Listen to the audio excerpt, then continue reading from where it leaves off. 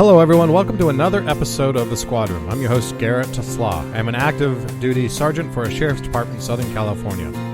The Squad Room is about optimizing and maximizing the health and wellness of law enforcement officers and first responders all around the world.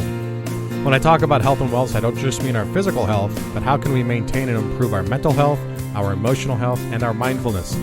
The show is about my journey to get healthier by evaluating my own life and by reaching out to others to see what I can learn from them. Thanks for listening.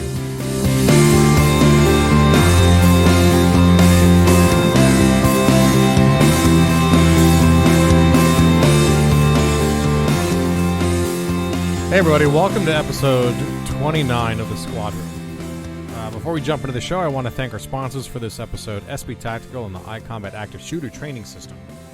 SB Tactical just released the iCombat Pro, the first realistic firearms training system you can safely use in your own living room.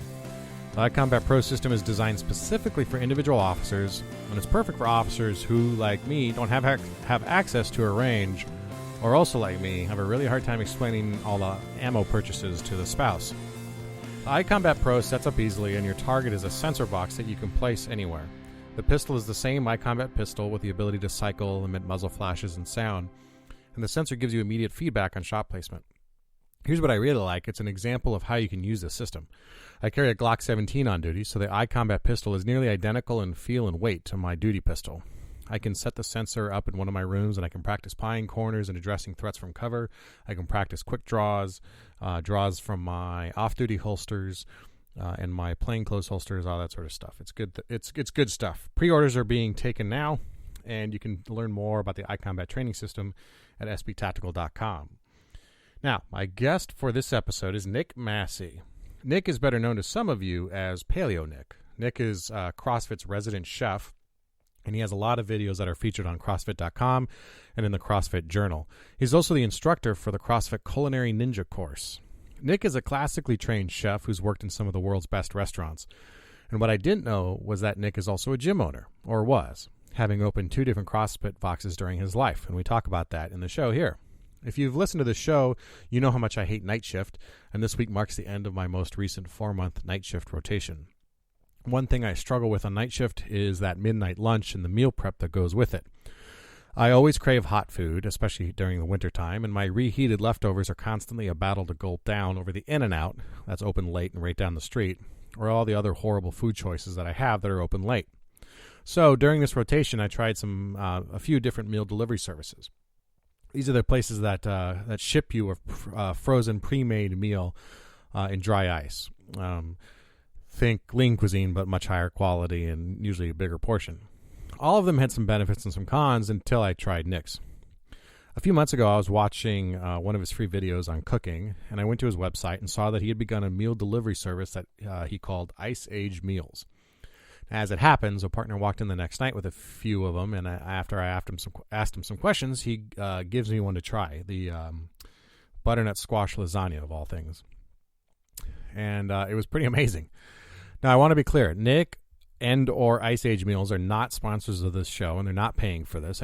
I want to be very mindful that when I talk about something I've found success with, that you understand I'm sharing it because I like it and that it works for me, not because there's some under-the-table deal here. Anytime there's a sponsor, you'll know it's a sponsor. Like I just said with SB Tactical, they're sponsors of the show. And as it happens with SB Tactical, I also do use their product and like their product a lot, and I've used it at my department training and off-duty. But any of these things that I talk about, if it's a sponsor, you'll know it. And I want to be clear that he's not sponsoring the show, because I talk about him pretty ravingly. Ravingly? Is that a word? Anyway, Ice Age Meals are strictly paleo, and they're pretty delicious, like I said. They're sizable, and how he manages to get the flavors into a frozen meal like that is kind of ridiculous for an amateur chef like me. Also, one negative of some of these food delivery or meal delivery services is that the food was always soggy after it got out of the microwave, and Nick's meals didn't have that. You're probably wondering if it's expensive. Well, yeah, it is. It's high-quality food, and it's prepared for you and delivered right to your door. But here's how I see it. I call it my fat tax. If I were to meal prep for 4 shifts, I need 12 meals plus snacks. And even if I eat the same 3 meals every night, that's still 3 different recipes. 3 different recipes that I have to shop for and prep for and food and cook the food and then package the food and then clean up the dishes, weekly, I figure that I spend about 4, maybe 5 hours doing all this in total. And that includes even planning the recipes. When I consider what I make by the hour at work and the cost of that food, of buying the food on top of it, in some ways it's actually cheaper to buy these meals. But I get that that tweak of economics might not fly in your household, so I'd say that the meals average about $10 to $11 each. And if I were to cave and buy food out, it'd be something about $7 to $8 on the cheap end. So is it worth another $2 to $3 for me to buy something that's healthy? Well, for me, it is. There's some other benefits I found of the meal delivery service that are important to me. First, they're portable. And because they're frozen, they can sit in the car or cooler during a shift and slowly defrost until you're ready to eat. Time, because they're sitting in a freezer at work, I'm not limited in my options by what stays open late to a certain hour. Like I said, I'm not beholden to In-N-Out's closing time to get a hot meal. Some nights I'm not hungry till 3 a.m., which would typically leave me with only 7-Eleven as my only option, and these make whole meals available to me at any time. Now, something I talk about a lot on this show, and this is maybe is a minor issue, but for me, cognitive fatigue and making decisions. And because I have a dozen of these sitting in a freezer at work, I don't have to worry about going out to eat, and there's no stressing about the quality of the food, and I still use those nutritional go bags that Traver recommended to me in many episodes ago, and I use those on some nights, and sometimes I don't eat any Ice Age meals at all, but I'm not stressed out about wasting any food because they're frozen, and I'm not having prepped food sit in the fridge and go bad. They keep in the freezer, so I don't have to worry about it. Like I said, I'm kind of a decent cook, but these are really much better than anything I've achieved so far. So, for a guy who preps thousands of meals a day, he keeps them paleo and he makes them flavorful, I thought he'd be a good guest to talk to about meal prep and meal storage and how to make the most out of your food. A lot of us do meal prep. We bring our own meals. It is cheaper to make your own meals, obviously, and I thought that this would be some real value and give you some real tips on how to do some of those things. And it's right. He comes through with some great tips. He's also offering a coupon to Squad Room listeners. For 30 days from the release of this episode, he's offering a 15% discount on all Ice Age meals, so you can give them a try if you want. At checkout, enter the coupon code THESQUADROOM for your discount. That's all one word, THESQUADROOM, for your discount. And you can check that out. And those will be good till, like you say, 30 days, about mid-May. All right, so reach out to us at squadroompodcast@gmail.com is our email. Give us a 5-star review on Twitter or on iTunes if you love the show, as I know you will. All right, here's PaleoNick.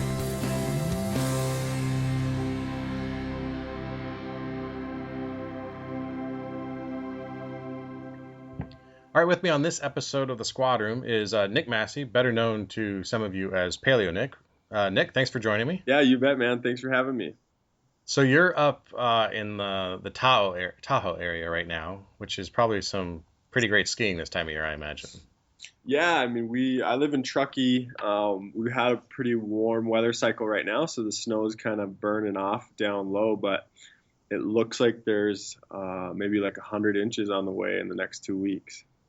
I'm jealous. Now, we have a passing connection that neither of us really know about, but correct me if I'm wrong, you're from Moorhead, Minnesota? Yeah, yep.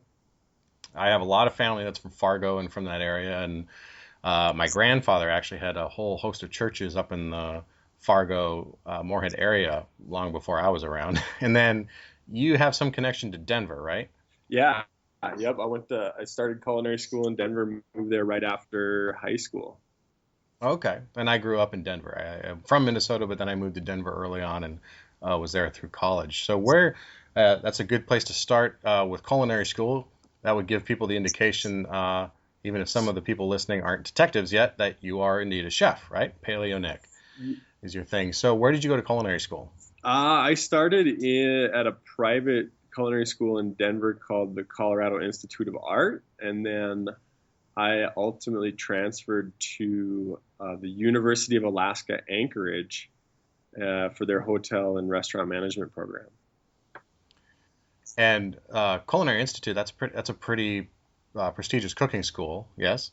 That's my understanding of it. Well, the Colorado Institute of Art is different from the Culinary Institute of America, which would be like in Hyde Park, New York. So they're both the CIA, but they're different. Yeah. Yep. Okay. So after college, did you work in restaurants for a long time before or what's your history with being a chef? Yeah, I started washing dishes when I was 14. I actually got my first job right when I turned 14 at Hardee's, which is like Carl's Jr. out here.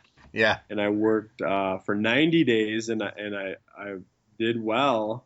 At least I thought I did, and they gave me a 5-cent raise, and I was a little bit discouraged. So I found another job washing dishes, and that happened to be at a restaurant in Dilworth, Minnesota, that was run by a family of Italian immigrants out of Chicago, and it provided a really good experience for me, even though it was kind of in the heart of like, the Red River Valley or the Midwest.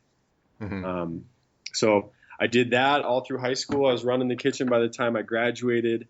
When I was maybe a junior, the summer between junior and senior year, one of the line cooks shared some books with me, culinary artistry, becoming a chef.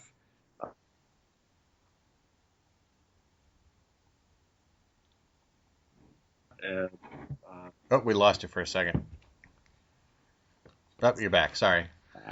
So you cut out for a second, but you were saying that you had gotten some books had been shared with you, culinary artistry, and yeah, and becoming a chef. And I read those and then decided I wanted to go for it. Make a career, or at least go to culinary school and see what happened. I cooked at a fish processing plant in Naknek, Alaska, this summer right after high school.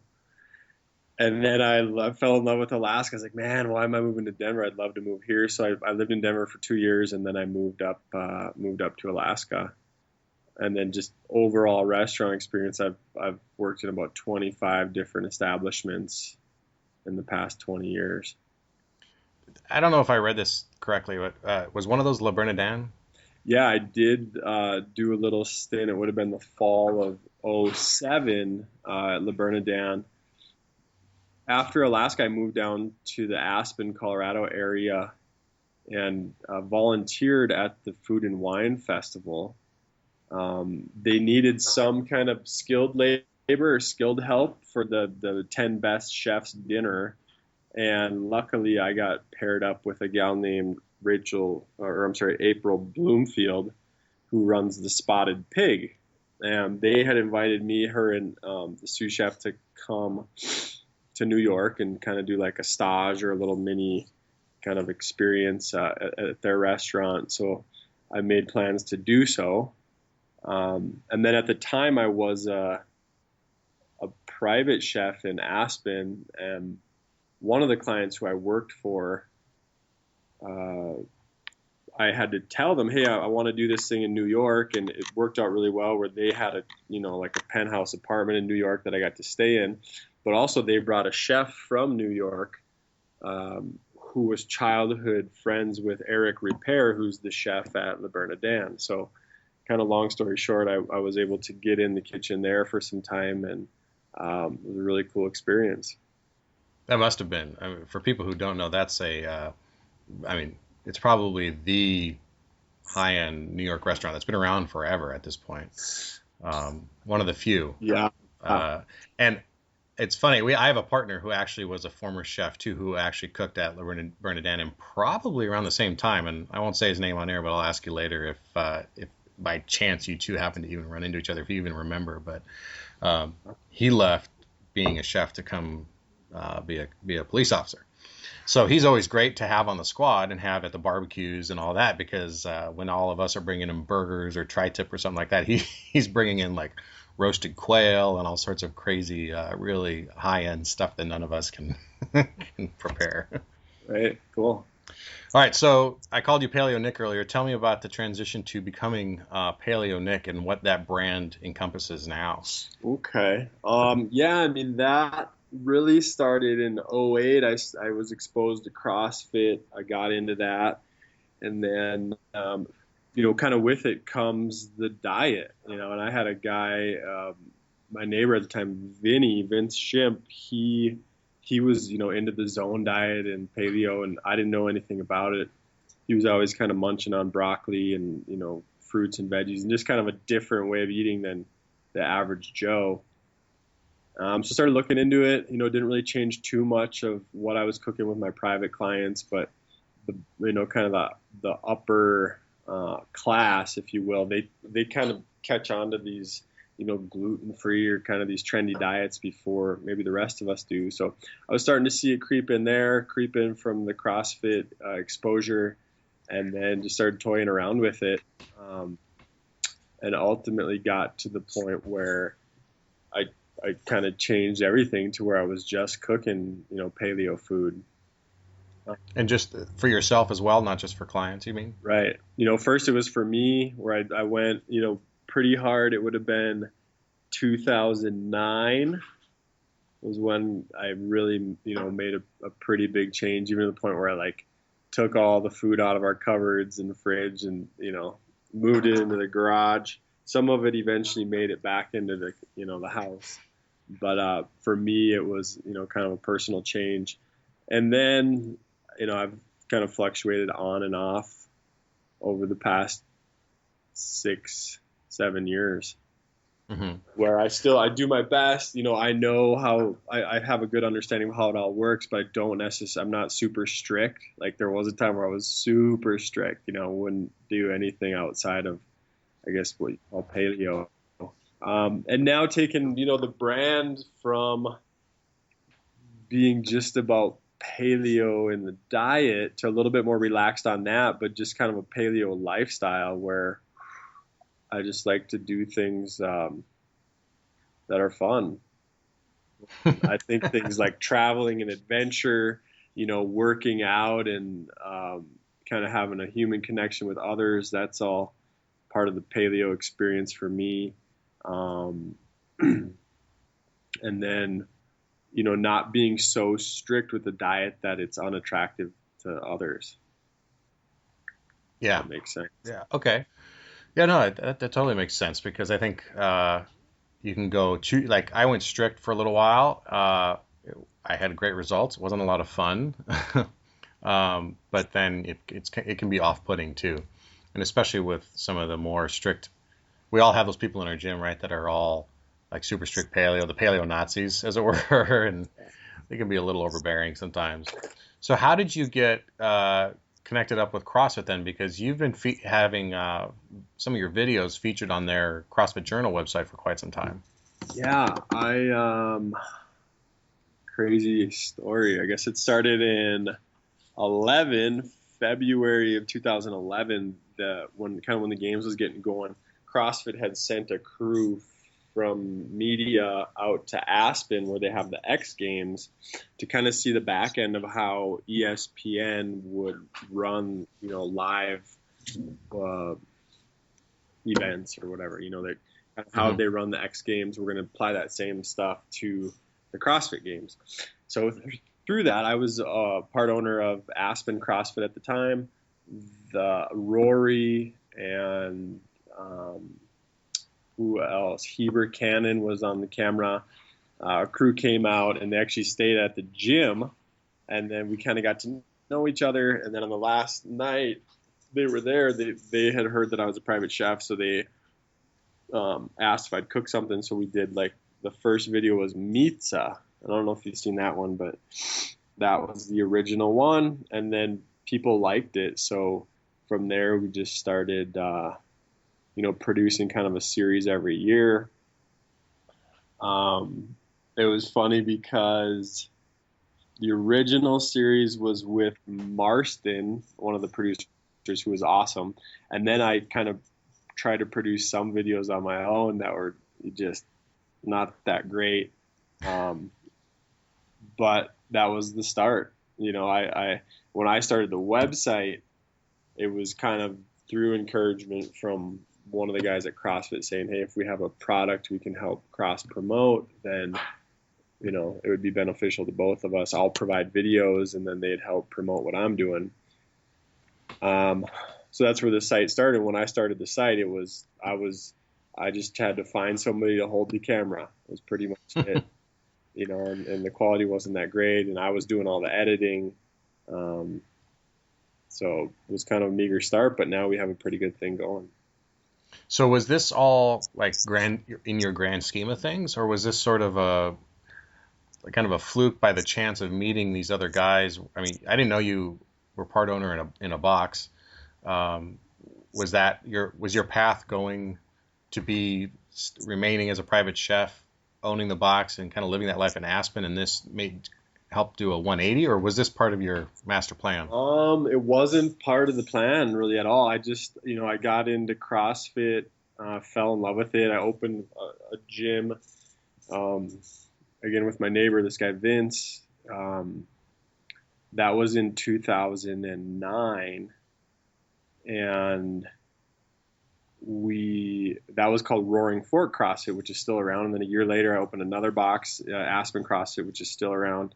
And I didn't really know. It was kind of a turning point for me. Like I loved to cook, but had also started a family at the time, and being a private chef takes you away from your family at dinner time and at night, So ultimately, kind of, I think wanted to get out of that, but didn't really know what direction. I'd fallen in love with CrossFit, so it was just a matter of time, kind of making that transition and melding the two passions, I guess. Mm-hmm. Well, it seems to be working out because I mean, you now have the website PaleoNick.com. What are some of the resources and the things that people can find on your website? The main resource is just going to be cooking videos, just like you'd see on the CrossFit Journal. Similar thing. Mm-hmm. We're now on a schedule. We release 2 of them a week, Monday and Friday, and then on every Wednesday we release a meal plan. So the meal plan, it's going to be a person volunteers. They choose 6 recipes from the site, and then they actually, carry out the plan and document everything from notes, pictures, receipts from the groceries, just kind of a practical application. Like if you were going to try to adopt this lifestyle, what would you, how would you do it? And I found that this is the best way. We're going to give you kind of a home economics lesson wrapped up in, fueling your fitness on a weekly basis. So I found these things kind of interesting because I know that people can kind of sign up, but this is something that you then are able to replicate, right? And then you send this out to a larger group. Is that right? On the meal plans? On the meal plans, right. Yes. And that's something that you can start to follow? Yeah, I mean, what we do then is we post all of the findings, all of the meals that they selected, how much they spent. We incorporate their notes, and then we give you a grocery list that you can customize, give you a recipe packet for all the recipes, and then, links where you can click on and watch me cook those meals if you want some guidance. So how that all works is you, as a subscriber to the site, you have access to that on a weekly basis, as well as all the past meal plans. Okay. So there's a subscription model to a portion of the website. Right. But there's still quite a few recipes and videos that people can see to get started with. Yeah, I mean, we have all of the and when we started, we kind of do 1 or 2 free videos a month, so that's accumulated over the past 3.5 years, and then obviously we put all the CrossFit videos on there that are free, but then there are videos, at least 1 a week is going to be a member video where you have to be a subscriber to access the full recipe. So I'm just looking at your website as we talk, just to clarify. You got the picture and video tutorials and the meal plans, the recipes. This grocery list I like because that drives me insane. Is trying to pick what to make, and then getting the right amounts of stuff, and then, or getting too much or not enough. Right. And you say here too that you block it down by zone in case people are trying zone as well. Is that right? Yeah, I mean, on each meal, each week we have Anna Tunnicliffe, who's a games athlete. She does the zone blocking, and she'll go through every recipe every week and make sure that information's on the recipe packet. People don't have to pay attention to it. It's there for those who understand it or want it, but just a good kind of value add to the resource. And maybe this is a stupid question, but are all these meal plans and the meal prep that you have strict paleo, or are they paleo-ish, or are they more performance-based? Yeah, I mean, if you look at like super strict paleo, you would even probably cut out like nightshades, like tomatoes, peppers, eggplant, that kind of stuff. Hmm. Um, no salt is kind of what, if you get down to the heart of it. So we're not that strict paleo, but most of the recipes, yeah, they kind of follow along my version of paleo, which would be I'm not afraid to use like gluten-free soy sauce, or sambal has some preservatives in it. It's like a red chili paste. Uh, Hmm. when we make our meals, now that's a little bit different. We've started to kind of upgrade everything where we no longer use tamari, but we use organic coconut aminos. We make our own chili paste in house, so we just have vinegar, chilies, and salt, and there's no preservatives in there.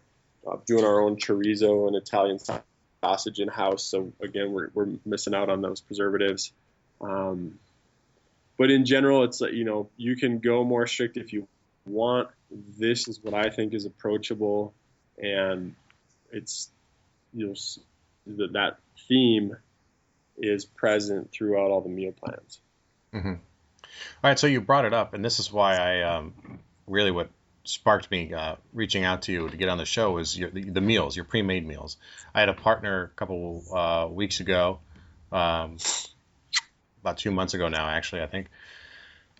It's night shift. It's like midnight, and I'm doing everything I can not to go to like 7-Eleven and get, a bag of nuts and like the best possible food you can get out of a 7-Eleven, which is still not great, and bemoaning the fact that you can't get a hot meal at 1 in the morning when you're on night shift. And or if you do get a hot meal, it's McDonald's or something Yeah. like that, right? And he has been using your pre-made meals, and he brought one in from the freezer. He keeps them there in the freezer, and he brought one in. It was the butternut squash lasagna, and he just like let me have it, and it was amazing. Like, I've tried butternut squash lasagnas before and failed miserably. So I was really excited that there was something that was full of flavor. It was healthy. It was hot, and even though it had been frozen, it tasted fresh. And I'll preface to people too that listening, like, that's not like a endorsement or in the sense like it's you're not sponsoring any of this. This is just me saying like I was really impressed. I was really happy with that, and that caused me to go out and buy a good couple dozen meals, and has solved some of the issues that I have with night shift, and I think that a lot of people do, which is just what I said, that hot meal at midnight or 1 a.m., especially in winter when it's cold outside, is something that can really motivate you to finish off your shift, or to stay healthy rather than go crash at McDonald's. Right.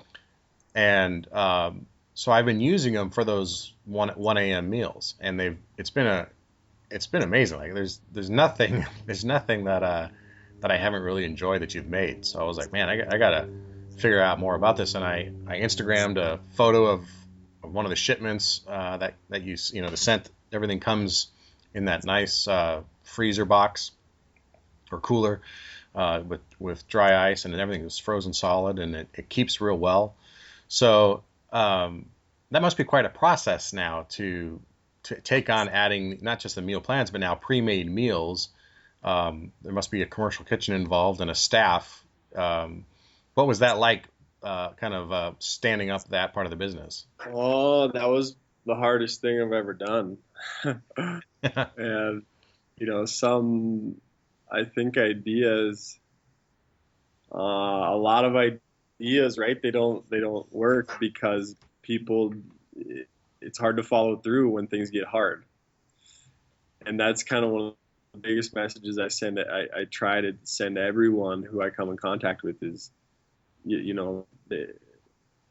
doing things that others aren't doing, or doing amazing things, isn't easy, because if it was, a lot more people would be doing it, or everyone would do it, right? So to answer your question, it just started making some meals in a garage. We did like a fundraiser for Kevin Ogre when he got hurt. Was kind of toying with it when I lived down in LA, where we kind of combined it with nutrition challenge at the gym there. And then really after the games in 2014 was when I started taking it a little bit more seriously, founded the Ice Age Meals brand, and then just started cranking. Now we have a commercial kitchen. We do have a staff.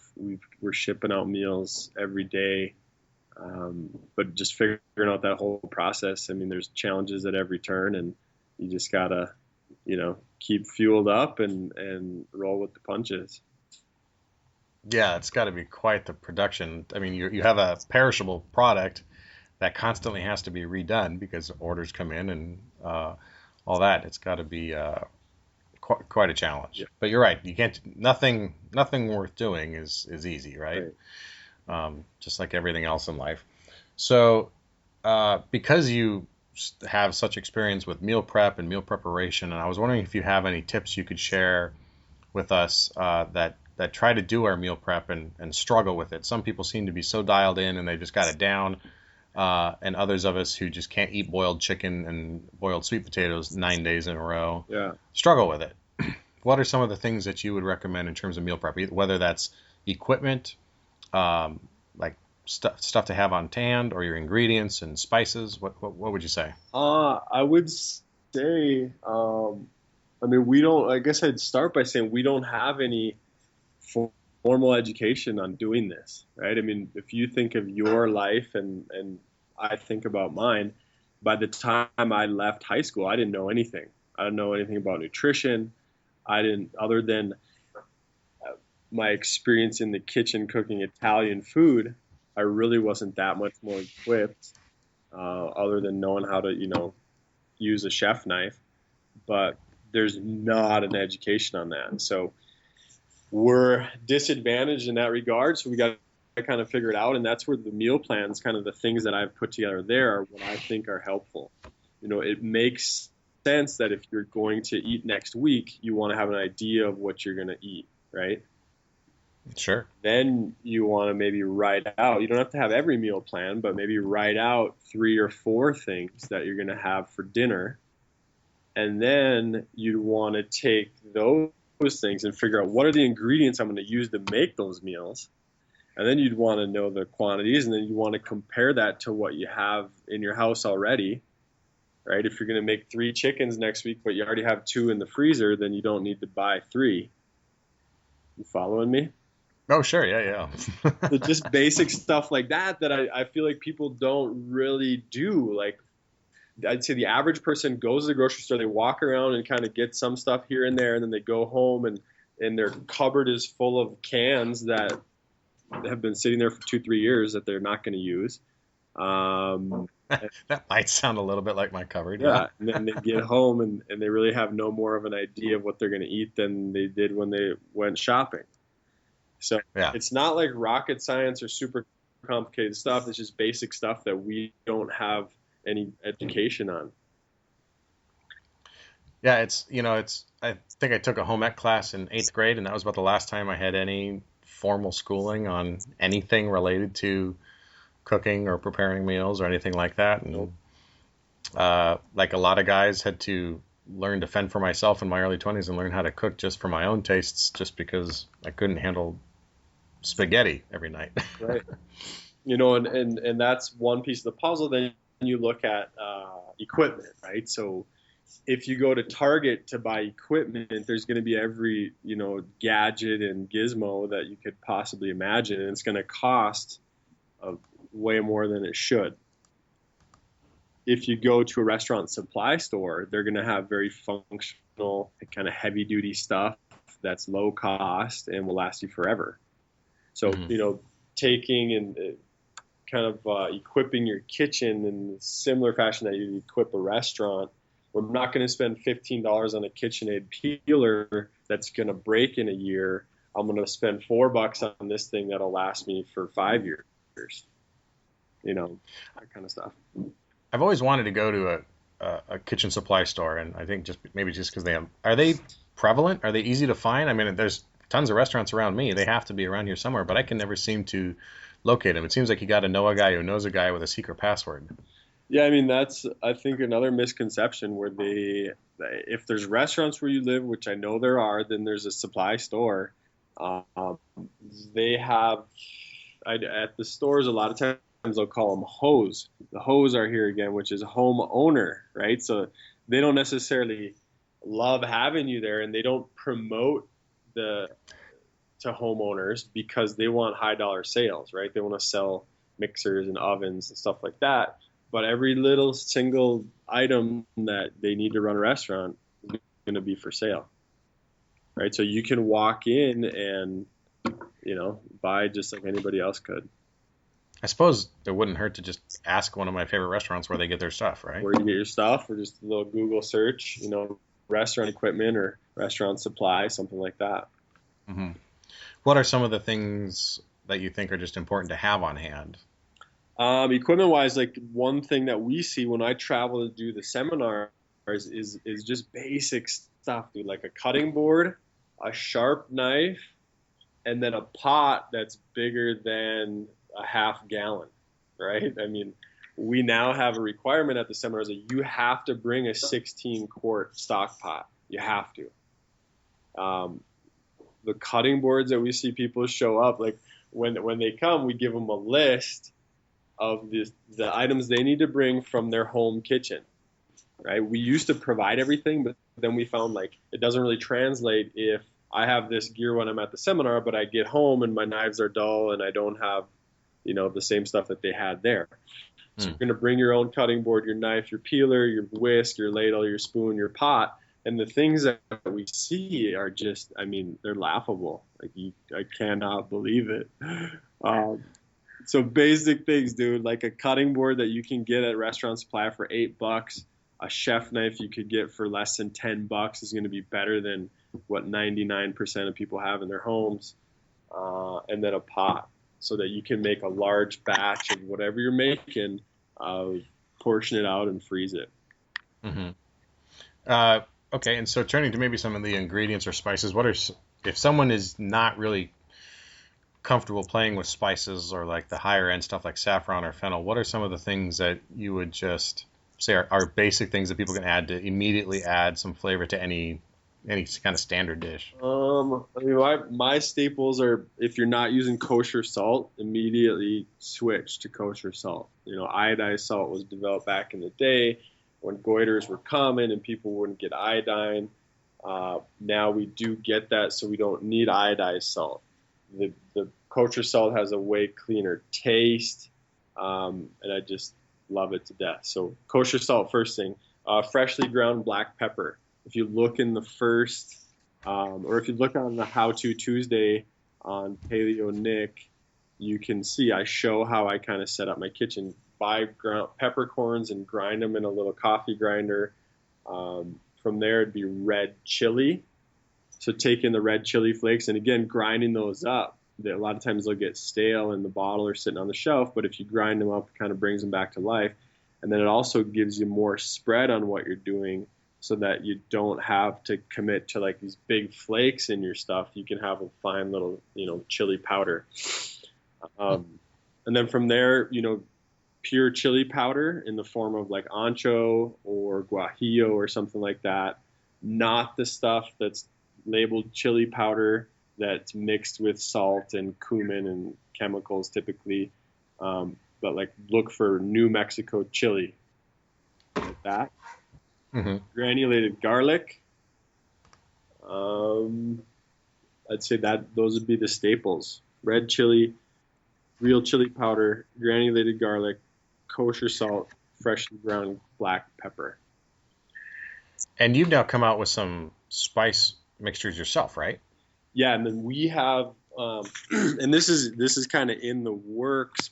We haven't officially released it, but we do have some of them available. We have 6 mixtures that we've now made that we'll sell, because what we found is if you want to go to the store and find some pure ancho chili powder, it's going to be hard to do. If you find it, it's going to be in a small little jar that costs way too much. So our first step is we're going to share our mixtures that we like the most. So we have 6 of those. and then we'll ultimately get into just a line of straight spices that you can get, larger amounts in an economical fashion. Very cool. So,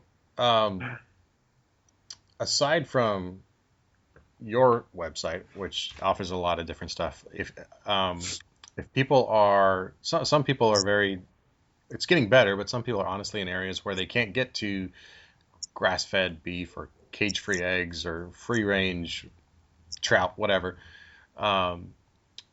What do you have any vendors or websites that you use online or that people use online to purchase some of these things and have it shipped to them? I don't. I mean, I see them like on social media, but we kind of have our sources in place here, so it's very easy for me to get the stuff economically. Mm-hmm. And I guess I'm kind of frugal at heart, where if you grow up in Fargo, North Dakota, you're probably going to be that way. There's always, how much does it cost? What's it cost? That's all they really care about. So, and then just from a restaurant perspective, you have to, cost control is probably the most important thing that will keep you alive. So I have a lot of experience with that, where I know what's a good deal. So I'm not gonna spend, $8 to $10 a pound for grass-fed beef. Yeah. Oh, I think we lost you again. There you go. So you just said you're not going to spend 8 to 10 pounds for ground beef. What would you spend, or are you just not buying grass-fed beef, or how are you swinging that? No, I mean, what we would do is like, when I was back, I moved back to Minnesota for a couple of years. When we had our children, and what I did there is I just contacted a farmer. We're able to get, a whole cow for around $4 a pound. That was grass-fed organic. And then now we've struck a deal with just a local processor who has their own ranch throughout North Dakota, Wyoming, Montana, and in Nevada. And because of the bulk that we buy at, we can get a really good deal. And we're actually looking at adding that to our line, where we'd have like a private label, whether it's PaleoNick or Ice Age meals or what it ends up being. Or if you're buying some meals, we're also going to throw in, you could throw in a couple pounds of grass-fed beef for, somewhere in the $5 to $6 range. That would be awesome, because I think that's a big issue for a lot of people and do you think people are able to do that same negotiation directly with farmers for their family, or is that only because you have the bulk of making these pre-made meals that you're able to do that? No, I think even if you buy from, find a local farmer. I don't know what the website is, but a simple Google search will help you figure out where to find something locally. Mm-hmm. Okay. Yeah, I like that. I mean, I've always been curious how to cut that cost, because if Whole Foods is your only option for that, you're paying through the nose. Yeah, and that's every time. For me, that's a big deal. Like I used to work at Whole Foods. Like, I'm not against Whole Foods, but I just think if you're trying to save money and you have maybe more time than money, but you value eating this way, then you can find ways to do it. And eatwild.com, I think that's the one that I use. You can just click on your state, and then from there you can find different kind of local resources. Eatwild.com. Yeah, okay, I just pulled it up and there it is. All right, so I have a couple specific questions about like your meals, because there's some things I've noticed about them, and then maybe you can help me solve this problem for the times that I don't eat strictly your meals. Because the way I use them, of course, I intersperse them with my own meal prep, right? So I love spaghetti squash. I like to use it for spaghetti. My wife and I both think it works well. It actually works well for hash browns too, which I encourage people to try. But the challenge with spaghetti squash and keeping it is that there's so much water held up in it, it gets soggy if you put it in the fridge and you try and keep it for, meal the next day or so. I noticed yours isn't like that though. How is there a way to prevent that sogginess when you're not able to flash freeze like you do? No, I mean, that's kind of a tough one. Like if you look at different squashes, just comparing them outright, like spaghetti has about twice as much water content as something like butternut squash. So it's a challenge for us. When we started off early on, we noticed that the meals were watery. So what we've tried to do now is make a sauce that when it mixes with the water that's released from the squash, gives you a decent consistency, or something that you might expect from like a curry or our chicken tikka masala. Okay. So like you're saying, reduce the water you would use in the sauce to compensate. Yep. Huh. I never And thought that's about that. probably the water. I don't want to say watery, but it's the meal of ours that has the most water. We like using spaghetti squash because it's cool, right? And then it's low glycemic, and it'll help fill you up because low glycemic. And then we just make a thicker sauce using tomato paste instead of tomato puree, or kind of a combination of both. And then by the time we cook it down, it's all at a good consistency. I think you just answered my question then, because I make my own spaghetti sauce, which is easy to do for people who think that's intimidating. It's really just dumping it in a pot and mixing up a bunch of tomato sauce and adding your favorite spices. So, okay. I noticed one other note not quite would be what I do at home is I'll just roast off the spaghetti squash whole, or actually I'll cut it in half. So there, if you cut it in half and leave the top exposed, it's gonna kind of dehydrate it somewhat. And then I just take the halves and wrap them in plastic and freeze them. And then when the family's having spaghetti and meatballs, I just pull one of those out, pop it in the microwave, and then I have the meatballs and sauce while they have, real spaghetti. So you just freeze it as a whole piece? You don't shred it out first before you freeze it? No. Huh. Interesting. Okay, I'll have to try that too. Kind of in its own little container. And so you mentioned you have kids, and you mentioned some of the family has quote unquote regular spaghetti. This is a challenge for me, is trying to eat paleo or eat healthy when my kids just won't quite adopt that yet. And, it sounds like you allow some flexibility there with your kids. Yeah, I mean, I'm not a Nazi on this stuff. My goal is to educate my kids.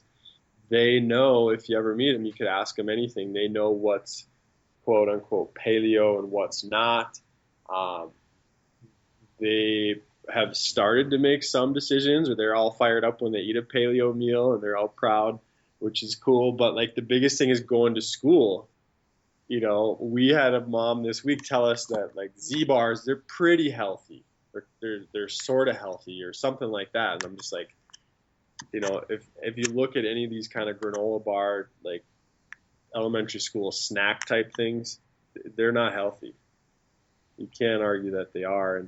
And my goal is just educating, so even if they're not going to make the right decisions, at least they know what the right decision is, or they understand that, hey, a Z-bar is not a healthy choice.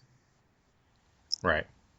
Yeah, that's good. I think that's the way we're trying to do that with our kids, and I think that's the way to have them take ownership of it and make that decision for themselves, rather than be force-fed the stuff and then they fight it along the way. That seems to be where I'm having the most success too. Yep.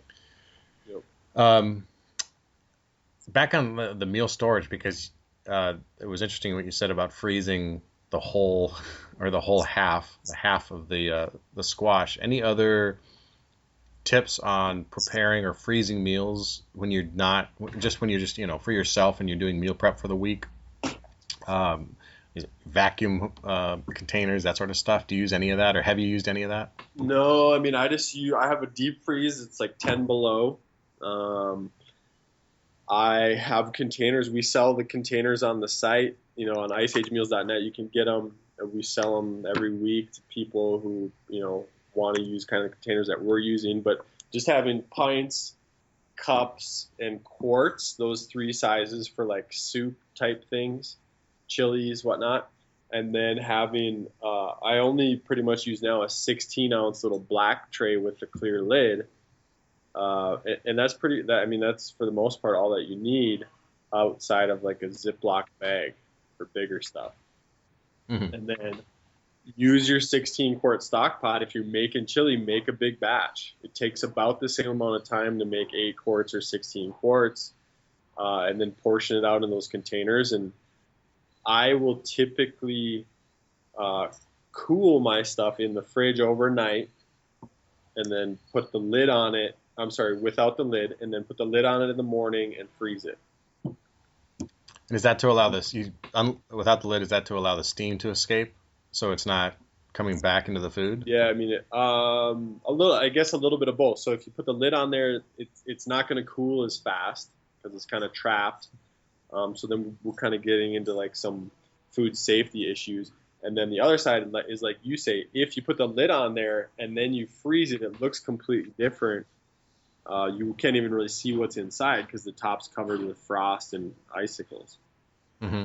So the fridge, part of what a fridge does is kind of, to some extent dehydrate things, takes the moisture out. So that's the thought there. Well, that makes sense. Yeah. And I just read about this a couple of weeks ago about the food safety issue of this. What you said is, it's like if my understanding is correct, it prolongs the cooling of it, which allows the bacteria to manifest, and then you add the water in and all that, and it's more likely to cause those problems. Is that right? Yeah. I mean, when we look at food safety, temperature and moisture are two big ones, and oxygen. If you have the lid off, there's more oxygen, but there's less moisture, and the temperature comes down quicker.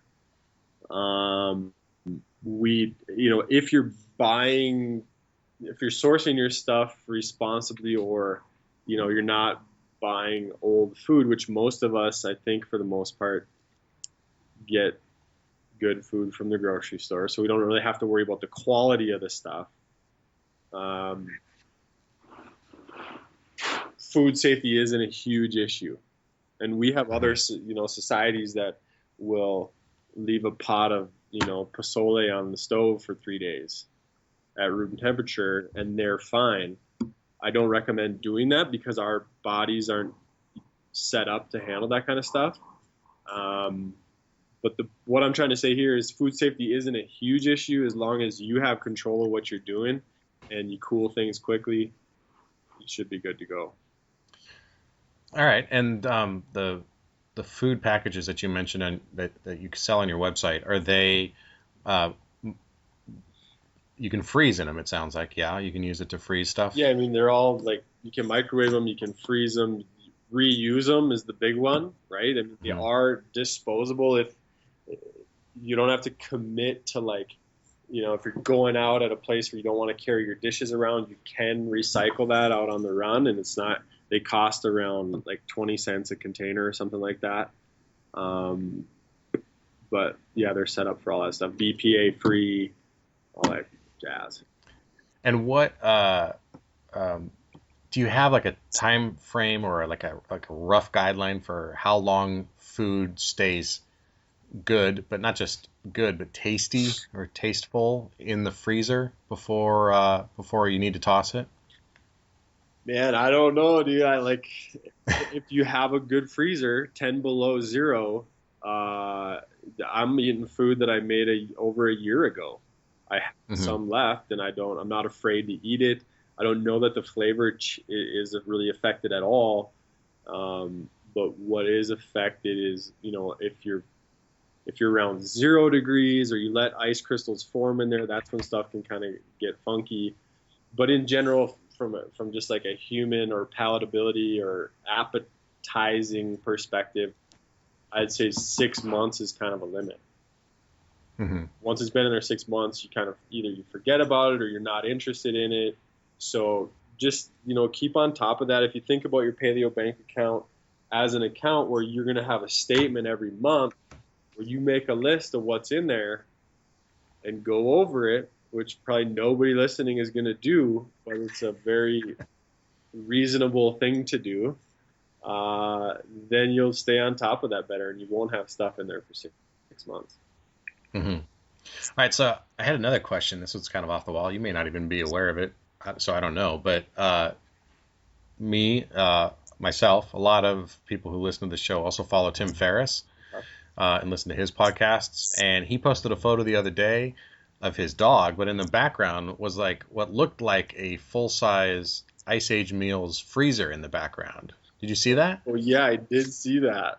Somebody, my buddy Jason Hilke from Torrance, California, who comes and helps with the games when we do that, and just an all-around awesome dude. He tagged me in that, so I saw it. That was at CrossFit Paradiso, I think in Venice. They have two different locations with freezers, but yeah, I saw that. That was kind of cool. Okay, I didn't know if that was in his house and like you're just his guy or what that connection was, or No, not yet. Yeah, not yet. Very cool. But you do that too, right? I mean, that's how my partner got introduced to you. Is you offer your meals through his box, and you just said you have a full on freezer at Paradiso. Is that something just in California, or do you have that around other areas? Yeah, I mean, we have it in California and Nevada, and then we're starting into the Minneapolis market now. But we do have that for certain, gyms either that helped us get started, which would be the ones down in LA, or gyms who kind of have proved that, hey, we're going to do enough volume for you to pony up to buy this freezer for us. Then we offer that service. That's pretty cool. It's nice to be able to go into your gym and get your food right there as well. Yeah, I mean, it just helps them kind of like you can just buy one meal if you want, where if you order from us, it's not going to make sense for you to order one meal and have us ship it to you. Yeah. When you were in LA, what box were you at down there? I was working with CrossFit South Bay. They have a couple locations, but that was kind of my job. I moved down there to help them open a new location in Torrance. They don't have freezers, but other places, CrossFit Torrance, CrossFit Redondo, CrossFit TSAC, where else? Kinnick's gyms, CrossFit Kinnick in Upland and Ontario. We got Backyard CrossFit, a couple freezers at Paradiso, out in, Redlands and Temecula and Lake Elsinore. We got a handful of them down there. That's cool. All right, so we mentioned PaleoNick.com, but where are the other places that people can learn more about you? And Ice Age Meals, iceagemeals.net, right? Yeah, so iceagemeals.net, that's going to be kind of the meal thing. It's just a basic store right now. There's not a lot of info on there other than just the meals, what's in them, the macro counts, the price, there's shipping information. But basically, it's a pretty simple thing. And if people want to follow you on Instagram or Twitter and see some of the food porn you post, you're just at PaleoNick? Yeah, PaleoNick, Instagram and Twitter. We also have an at Ice Age Meals for Instagram. Social media is a whole nother animal, so I used to be way into putting energy into making food and taking pictures. I try to do that as much as possible, but I just have a lot going on. So it's probably not as interesting, I'd say, as it used to be from a food perspective, but I just try to share the things that happen in my life. I travel, I have kids, I try to run a business, or I run a business on a daily basis, and just try to keep it paleo and have fun through it all. Well, it seems like you're doing a pretty good job of managing all that and staying on top of it. Thanks, man. All right. Thanks, Nick, for being with us today. Appreciate it. PaleoNick.com is where you can go to get more information on them and see some of those meals. If you're struggling with that 1 a.m. meal or meal prep, or you don't know where to turn to get some of this, it's worth the investment in yourself to give this a shot.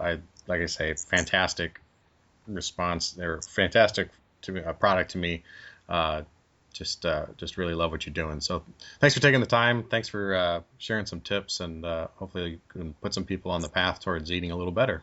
Yeah, you bet, man. If you want, we did set up a promo for the squad room. Anybody listening, if you want use promo code the squad room, all caps, and you can get 15% off your next order. Awesome. That's awesome. Thank you for doing that. That's the squad room, all caps, right? 15% off of Ice Age meals. I'll post the links, of course, in our show notes too, so people can go there. I'll post some of my favorites if they're looking at some of the things that you want to buy or what I like. Pretty much everything, but I'll choose a couple. And 15% off at iceagemeals.net if you use the coupon code the squad room. Thanks, man. That's really cool. Yeah. All right, take care. All right, thanks a lot.